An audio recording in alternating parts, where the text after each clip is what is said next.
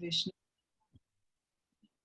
Chaya Bhutale Srimate Bhaktivedanta Swami Iti Namine Namaste Saraswati Deve Gauravani Pracharine Nirvisesha Shunyavadi Paschatya Deshatari Vanchakata Tarusya Kripa Sindhu Vaevacha Patitanam Navebhyo Namo Namaha Jai Sri Krishna Chaitanya Prabhu Nityananda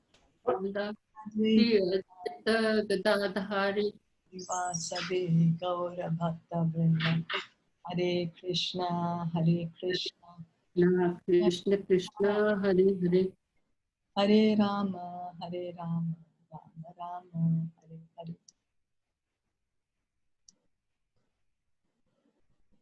So we are continuing our reading of Srimad Bhagavad Gita. Does anybody remember on 18th chapter which text were we on? Then I can quickly pull it up.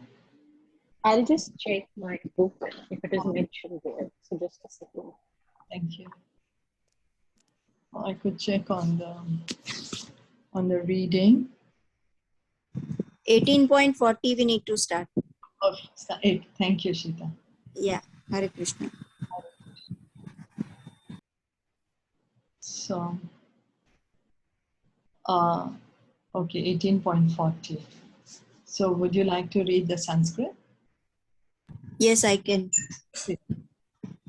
Natadasti prithivyaṁ va divi deveshu va punah sattvam prakrutirjairmuktam yade visyatribhir gunai.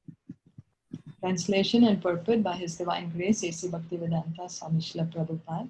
There is no being existing either here or among the demigods in the higher planetary systems which is freed from these three modes born of material nature.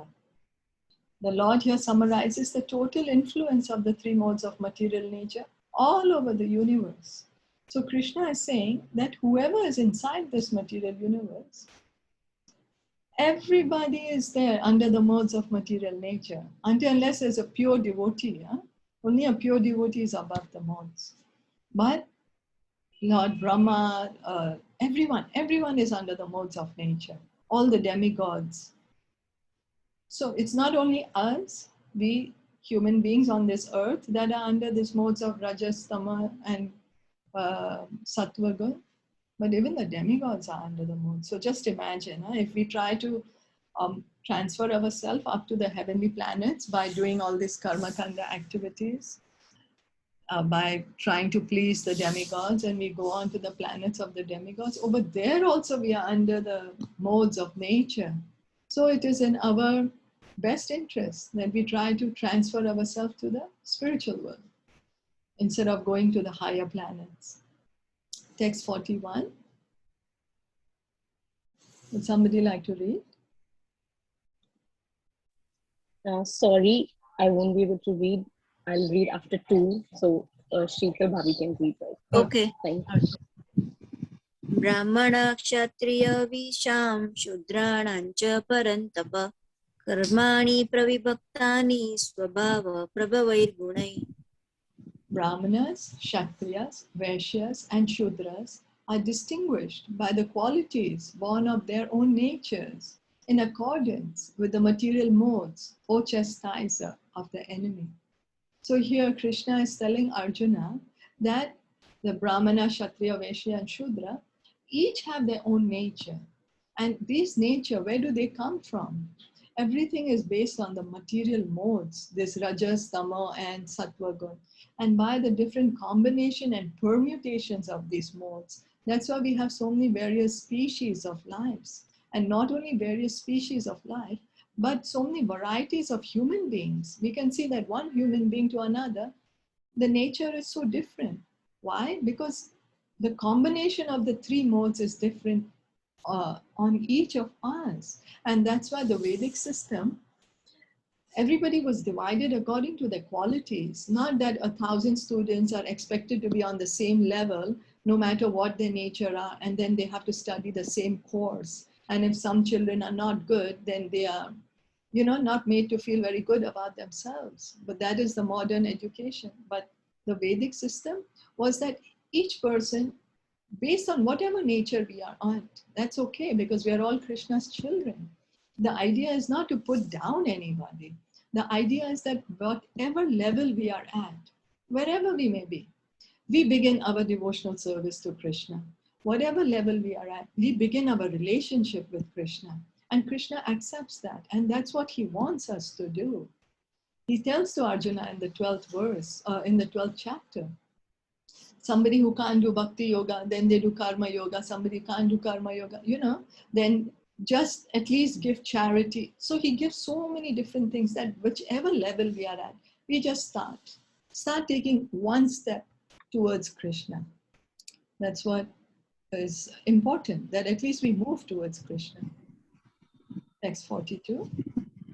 Shamodama tapa shaucham shantir arjavam evacha jnanam vijnanam astikyam brahma karma swabhavajam. Peacefulness, self-control, austerity, purity, tolerance, honesty, knowledge, wisdom, and religiousness. These are the natural qualities by which the Brahmanas work. So the Brahmanas, they are the head of the society.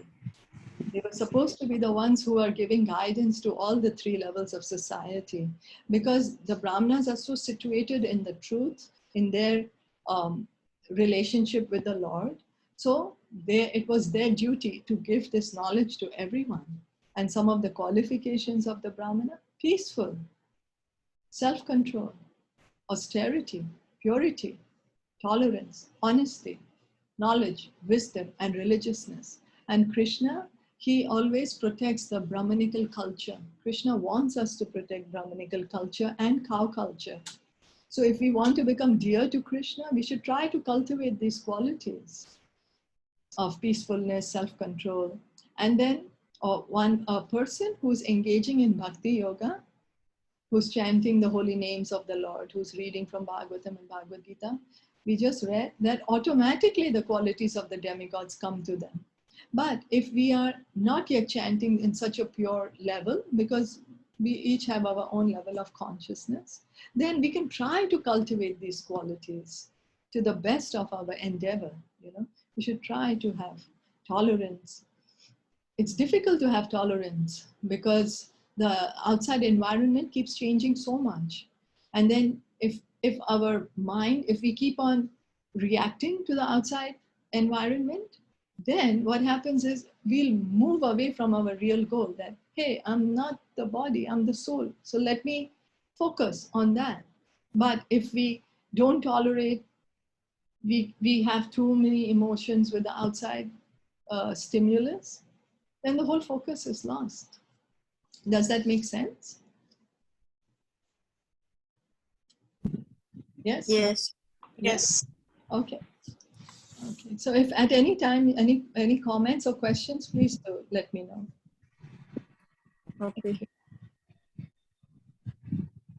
And tolerance, Krishna also says that we should tolerate happiness and distress, because happiness and distress, they come as the summer and winter season. He says that in the Bhagavad Gita, chapter 2, text 14. He tells Arjuna that as the seasons keep changing, summer to winter, winter to summer, we tolerate the season somehow or the other.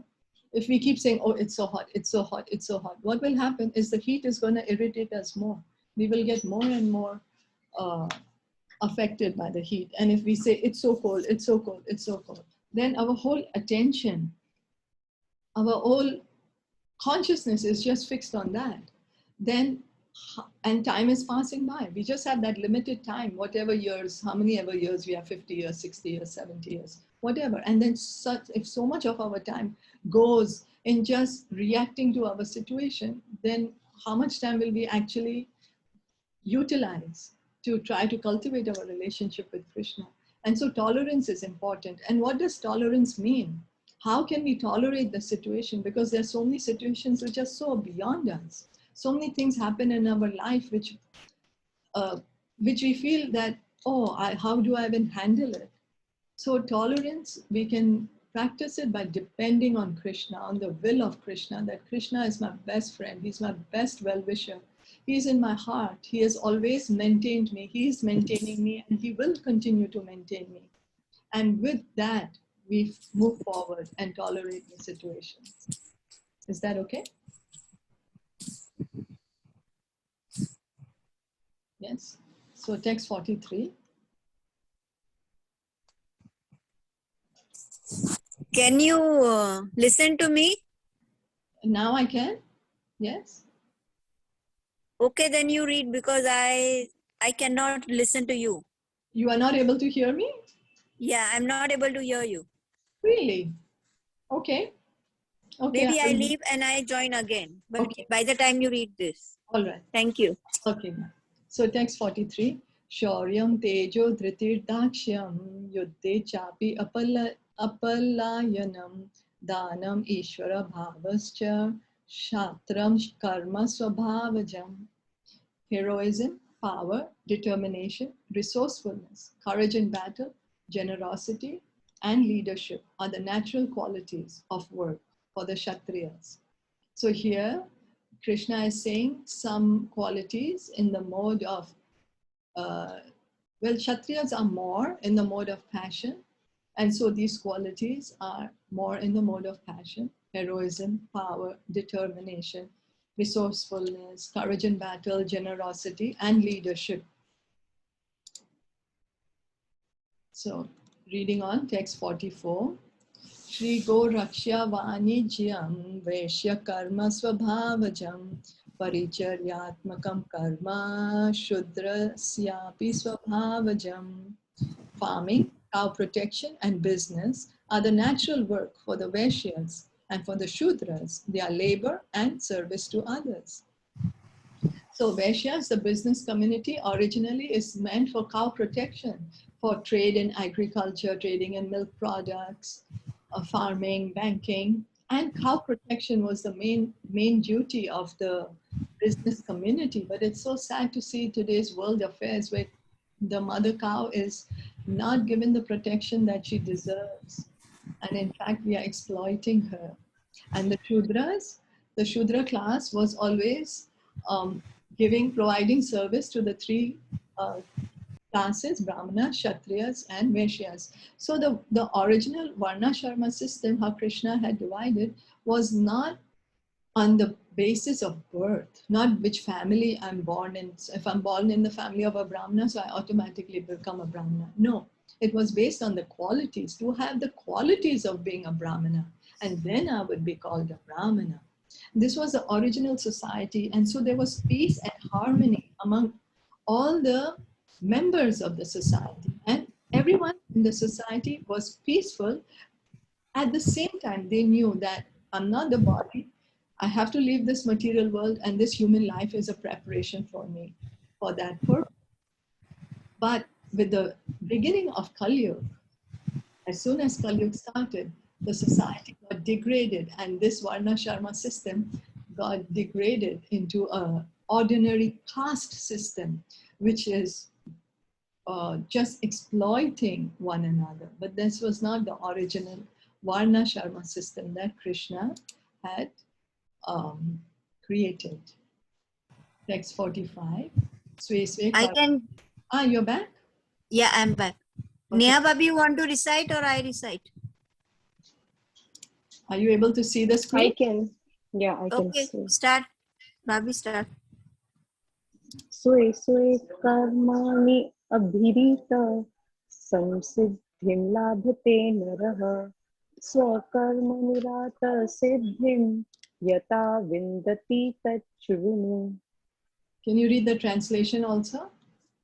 Yeah, sure, I can do it. Just a second.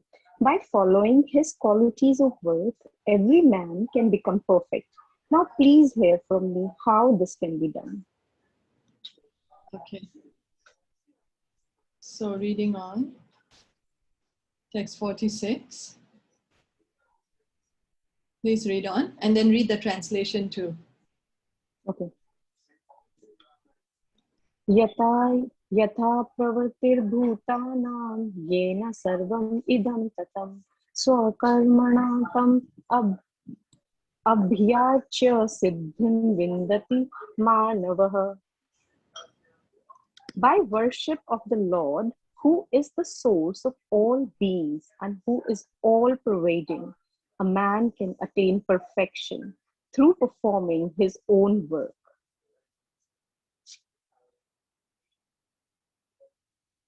So should I read on the purport? Yes, please read the purport. Okay. As stated in the 15th chapter, all living beings are fragmental parts and parcels of the Supreme Lord. Thus, the Supreme Lord is the beginning of all living entities. This is confirmed in the Vedanta Sutra, Janmadi Ashiryatha. The Supreme Lord is therefore the beginning of life of every living entity, and as stated in the 7th chapter of Bhagavad Gita, the Supreme Lord has his two energies, his external energy and internal energy. Is all pervading. Therefore, all should worship the Supreme Lord with his energies. Generally, the Vaishnava devotees worship the Supreme Lord with his internal energy. His external energy is a perverted reflection of the internal energy. The external energy is the background. The external The external energy is the background, but the Supreme Lord, by the expansion of his plenary portion, as Paramatma, is situated everywhere. He is the super soul of all demigods, all human beings, all animals, everywhere. One should therefore know that as part and parcel of the Supreme Lord, one has his duty to render service unto the Supreme. Everyone should be engaged in devotional service to the Lord in full Krishna consciousness that is recommended in this verse. So let me just first say about this verse, then you read the second verse, paragraph. So Krishna says in the 15th chapter that each and every one of us, we are his eternal fragmental parts and parcels. Mamayvamsa jiva loke jiva bhuta sanatanaha manasastani indriyani. What is that? Sheetal, can you help me? Sarvakarshati. Prakriti sthani karshati. Prakriti sthani karshati. That's right. Thank you. So we are all eternally actually parts and parcels of Krishna. But just because we think we are the body, we are here in the material world, struggling. He uses the word karshati. Karshati means a hard struggle for existence. And what is this? Why is this there? It's just because we feel separation from Krishna. We are originally his parts and parcels. So naturally, we can be happy only when we are connected with him. We can't be happy when we are disconnected. So we just have to connect ourselves back to him. That's what it is. And Vedanta Sutra, it starts Janmadi Asyayata, that is the beginning of human life. Janmadi Asyayata. They say that's the beginning of human life. That till the time you don't ask the question, who am I? We are not even on the platform of human beings. That's what the Vedas say. Why am I here? The Vedas say that. Till the time you don't ask the question, we are living an animal life. As stated in the 7th chapter, the Lord says that he has two energies. One is this, the external energy, this material world that we are seeing, that's called his external energy. And then his internal energy is his spiritual energy. So the spiritual world is situated on his internal energy. And whatever we are seeing here in this material world is his material energy. And we, who are we are his marginal energy. We are tatashta shakti. Sometimes we are under the influence of the material nature, sometimes under the influence of the spiritual nature. It is our,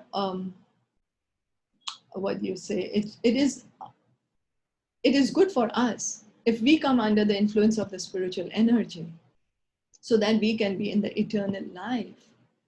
So that's how the Vaishnava devotees are. And Krishna, he's full of these energies. So we can't separate him with his energies. Similarly, for example, when we see the sun, automatically there is sunshine. Automatically there is the sun disk, you know, and if we can see the sun god, we know the sun god is there. So it is simultaneous. It can't be separated. So when Krishna is there, we can't separate the material energy from him. We can't separate the spiritual energy from him. Neither can we separate us, the marginal energies, from him. And that's how we can try to understand Krishna in truth. Only when we understand Krishna together with his energies. So the impersonalists, what they try to do is they try to separate Krishna and not accept that he has these energies. But the minute we don't accept Krishna's energies, then nothing makes sense. Then what is this material world? Where is the spiritual world coming from? So Bhagavatam teaches us. Bhagavatam says that Krishna is there and everything else is his energy. So this material world is just a perverted reflection of his internal energy.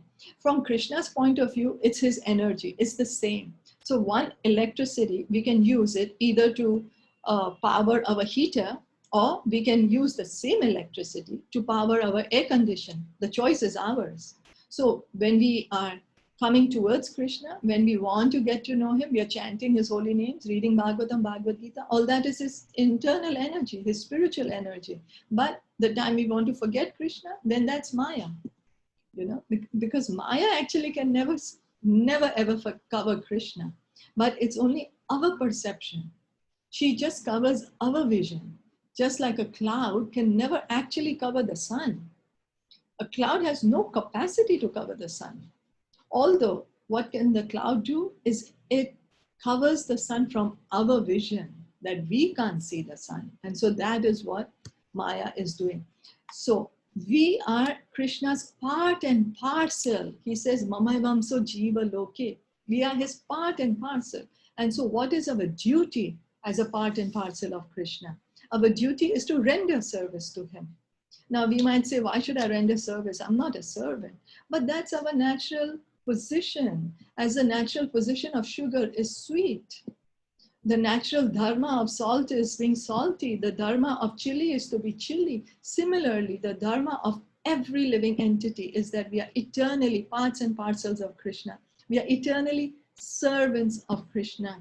And because we didn't want to do that, because we said, why should you be the enjoyer, my dear Krishna? I want to be the enjoyer.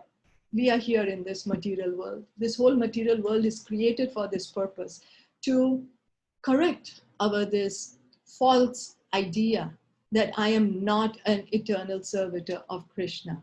It's just that. And that my eternal duty is to render service unto him, to help, to just correct this thinking of ours. This whole material creation is put into action, put into motion, and we are put in the material world over here. Because we are just trying to go against our nature, and we can see actually what is all our activities. What are we doing? Aren't we serving the people we love? Aren't we serving our parents, our families, our spouse or children? You know, we are, because that's our nature as souls, as spirit souls. Our nature is to serve. We can't not serve. And if we are not serving others, we are serving our senses. The eyes will tell us, I want to see something. See this. The tongue will say, I want to eat something, cook this and let me eat it. Or the hands will say, I want to touch something. The nose will say, I want to smell something. So if we are not serving others, we are serving ourselves. So isn't it better we try to serve the Lord and get out of the material world instead of continuing to serve our senses and then continue to stay in the material world and suffer? Now we have also we have the experience that when we serve others, our heart feels blissful and joyful. Why is that? Because that's our true nature. That's who we truly are. We just have to rediscover that. And how do we rediscover? Lord Caitanya has given a very, very easy process. The easiest process: chant Hare Krishna, read the Bhagavad Gita, Srimad Bhagavatam. And gradually, our consciousness will be purified and we'll be situated in the truth. Is that okay? Yeah.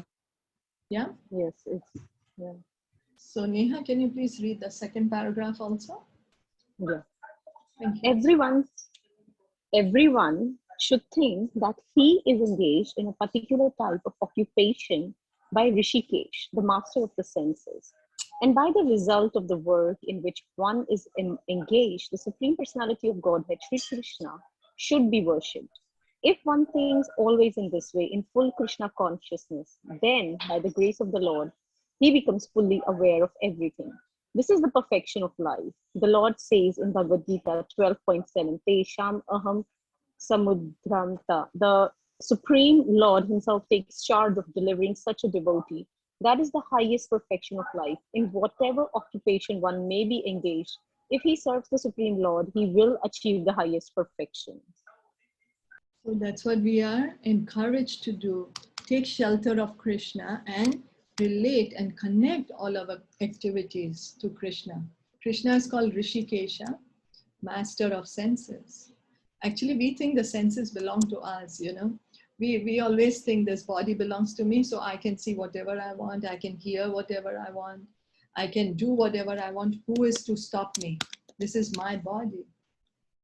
But actually, the body rightfully belongs to Krishna. And that's why he's called Rishikesh. Rishikesh is the master of the senses.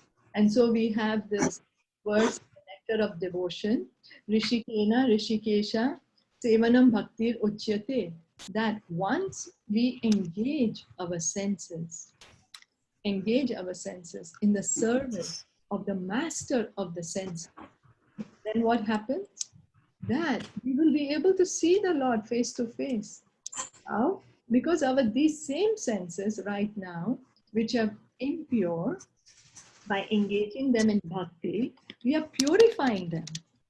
So the same eyes right now, we can't see Krishna, but engaging more and more in bhakti yoga by seeing the beautiful deity form, you know, it's so beautiful. You see the deity and you forget the beauty of this world. Just admire the beauty of the deity. And then we can engage our nose in smelling the flowers which are offered to the Lord. By ears, we all like to hear. Everyone wants to hear what happened, what this one was doing, what did this one say, what did that one say. We are so inquisitive. Oh, what, tell me, what were you saying? So if the same inquisitiveness we transfer to, oh, what was Krishna doing? What did Krishna used to do when he was here? What is his daily pastime? Let me try to hear it. Then our ears get purified. So like this, our senses get purified. And with this purified senses, we will be able to see Krishna face to face. He will reveal himself to us in our hearts. We don't have to go anywhere. Nobody has to tell us anything. If somebody tells us, oh, come, I'll tell you something, and you are a peacock or this one or that one in Vrindavan, we should be very careful of who we are listening to and not take these things so lightly. It is not so easy to see Krishna. We have to purify ourselves by bhakti yoga. It's only by bhakti yoga that we will be able to understand and realize Krishna, you know. And that's the highest perfection of life. We are all working. What are we working for? Why do we do anything that we do? For what? What is the reason even we get out of bed? Have we ever thought of that? You know, we are all doing something or the other. We are attached to something or the other. But what's the perfection of everything? The perfection of everything is to connect ourselves with Krishna. That's the perfection, because then we can be situated in love for Krishna. We serve Krishna which starts by hearing and chanting his names, by reading about him, by hearing about him from the pure devotees from Bhagavatam and Bhagavad Gita. And that is the perfection of life. That's what it is all about. So, any questions or comments or any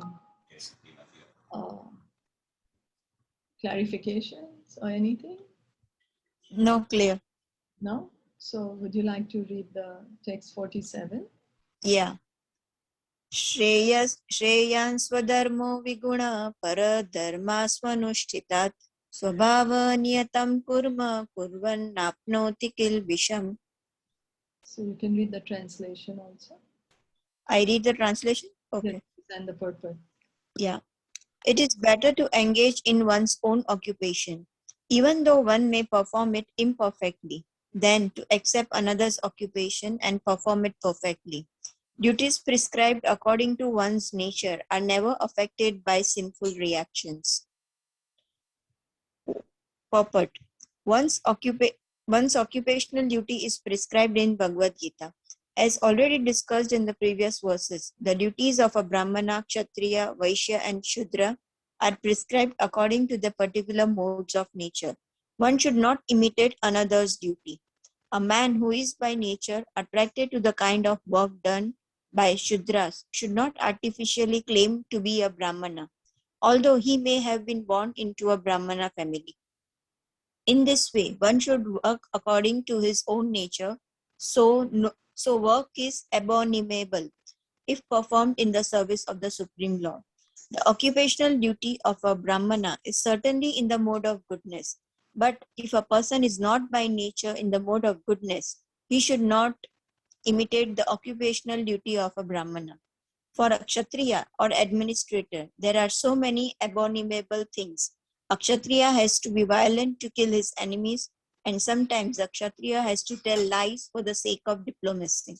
Such violence and duplicity accompany political affairs, but a Kshatriya is not supposed to give up his occupational duty and try to perform the duties of a Brahmana.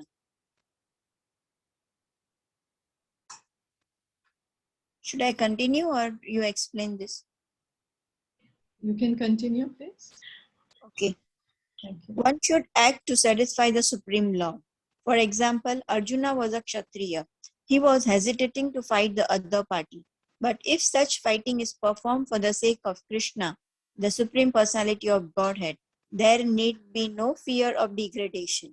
In the business field also, sometimes a merchant has to tell so many lies to make a profit. If he does not do so, there can be no profit. Sometimes the merchant says, "Oh, my dear customer, for you I am making no profit." But you should know that without profit, the merchant cannot exist. Therefore, it should be taken as a simple lie if a merchant says that he is not making a profit. But the merchant should not think that because he is engaged in an occupation in which the telling of lies is compulsory, he should give up his profession and pursue the profession of a Brahmana. That is not recommended. Whether one is a Kshatriya, a Vaishya or a Shudra, doesn't matter. If he serves by his work the Supreme Personality of Godhead. Okay. Whether one is a Kshatriya, a Vaishya or a Shudra, doesn't matter if he serves by his work the Supreme Personality of Godhead. Even Brahmanas who perform different types of sacrifice sometimes must kill animals because sometimes animals are sacrificed in such ceremonies. Similarly, if a Kshatriya engaged in his own occupation kills an enemy, there is no sin incurred. In the third chapter, these matters have been clearly and elaborately explained. Every man should work for the purpose of yajna or for Vishnu, the Supreme Personality of Godhead. Anything done for personal sense gratification is a cause of bondage. The conclusion is that everyone should be engaged according to the particular mode of nature he has acquired, and he should decide to work only to serve the supreme cause of the Supreme Lord. So what Krishna is trying to say in this is that whatever nature we are born in, it doesn't matter. Krishna doesn't say that only if you're a Brahmana that you're dear to me, or if you're a Kshatriya, you're dear to me. If you're Shudra, oh no, I don't care about you.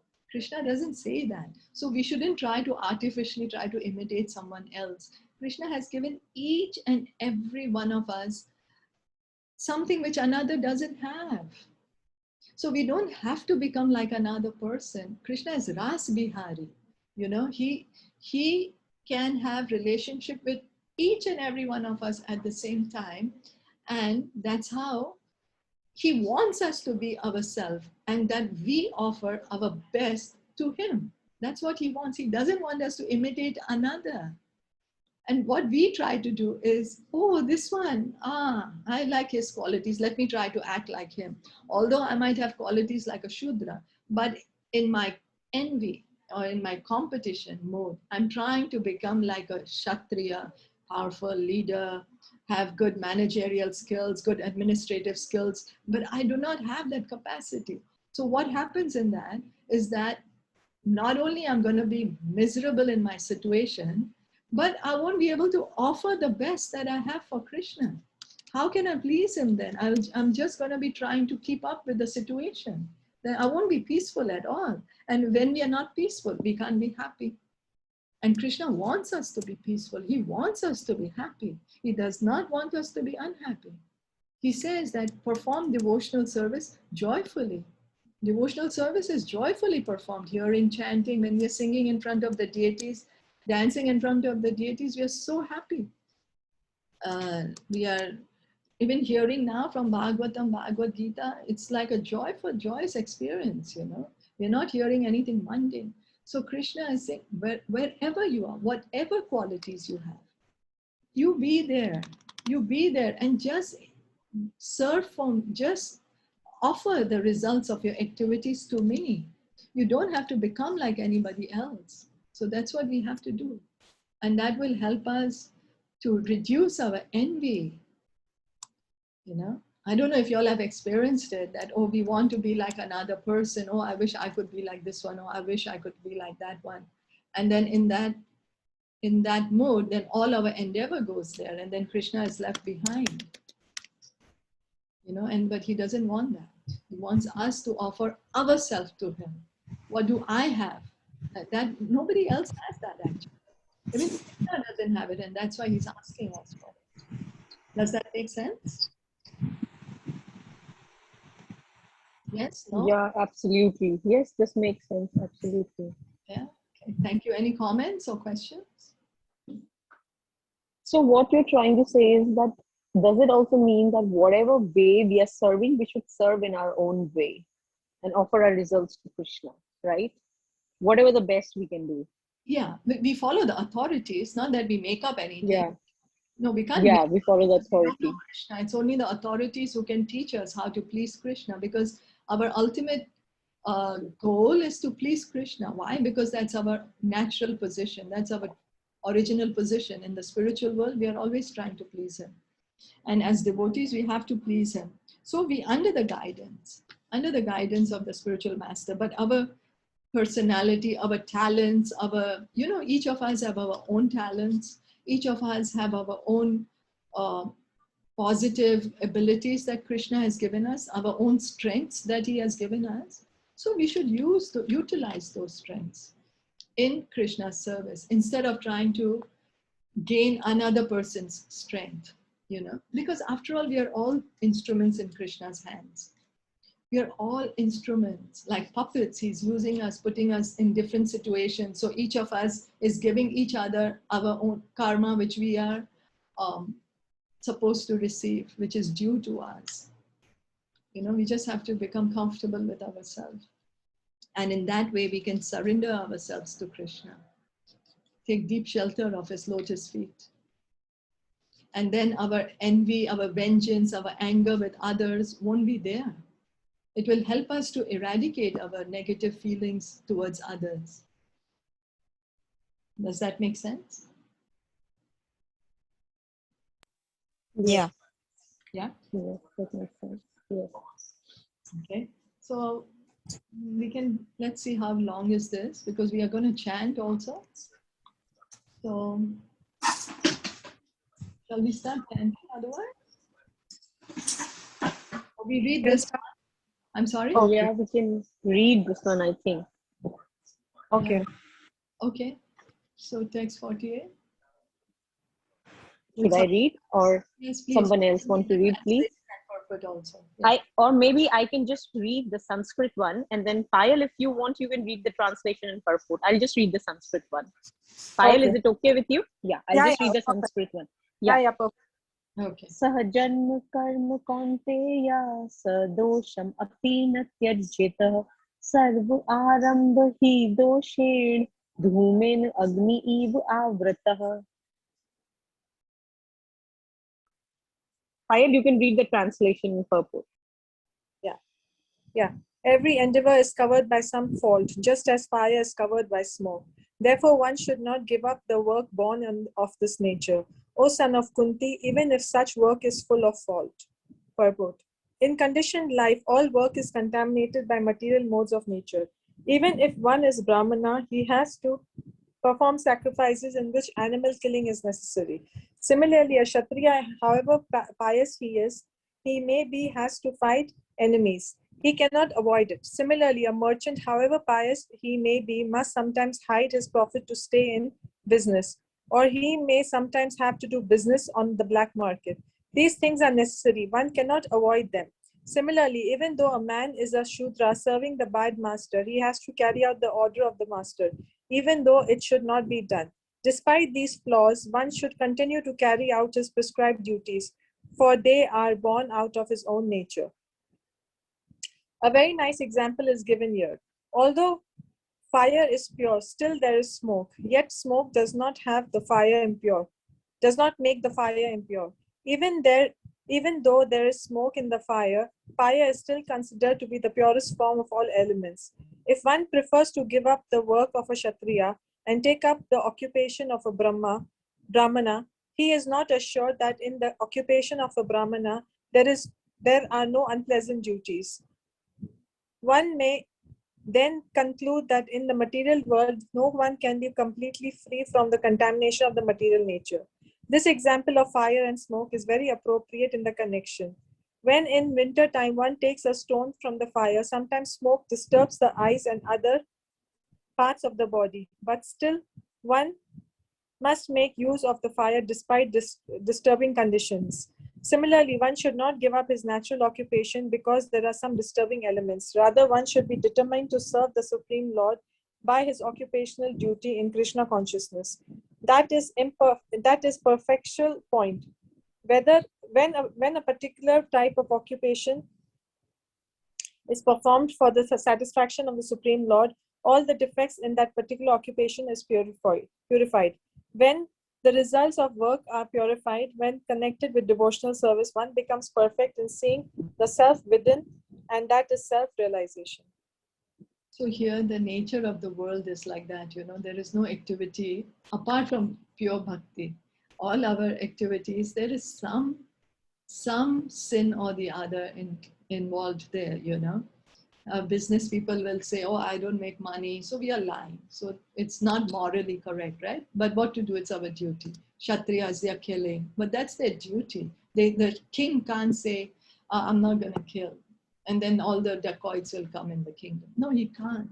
So in our pursuit, there will be sometimes like this kind of sins which are incurred, but that should not stop us from doing our duty. It doesn't mean we act irreligiously or immorally. We don't have to act sinfully. We don't have to break the 4 regulative principles of meat eating, intoxication, illicit sex, and gambling. But we can see that in our day-to-day life, there are so many things which we do which could come in the gray area of being sinful, But what Krishna is saying, that don't give up your natural position, because that's our nature. If we just give up our job, our whatever position we are in society, we are going to create a havoc in society. If suddenly everybody says, I'm not going to do what I'm doing right now, there will be a total chaos in society. Radha Krishna says, wherever you are, whatever you are doing, continue to do it. Just connect your activities to me. And then that becomes karma yoga. We are bringing Krishna into our life. If we are businessmen, okay, with the money we make, then we offer that to Krishna consciousness movement. If we are housewives, we are cooking, then we offer the food to Krishna and serve as prasad to our family members. We see each and every one of our family member as a dearmost part and parcel of Krishna. And so in that way, we serve them. We love them and we serve them in that capacity. So in this way, everybody can be naturally occupied in their own daily activities and yet progress gradually towards Krishna. Is that okay? Yeah. Yeah, because if we take a drastic that okay, I'm going to give up my house now. I don't want to be here anymore.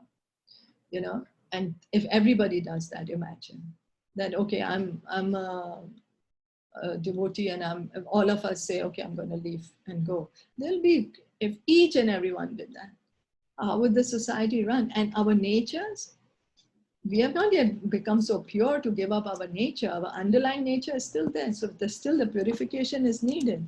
That's why Lord Caitanya, he said, wherever you are in life, doesn't matter. Whoever you are, man, woman, whichever country you're born in, it doesn't matter. You just start chanting the Hare Krishna mantra. Wherever you are, you begin your bhakti yoga from that point, and gradually purify yourself. And so that's what is our endeavor. Try to read from Bhagavatam, Bhagavad Gita, chant, and re-establish our relationship with Krishna. Is that okay? Yes. Yes. So any questions or comments?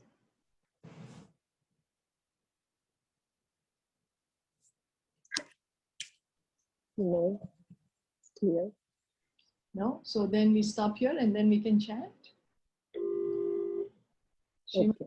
Bhagavad Gita ki Jai, Srila Prabhupada Jai. Jai, Gaur Bhakta Vrinda ki Jai, Hari Hari Bol, Jai. Hare Krishna. Thank you so much for joining in, everybody. Thank you for your valuable time.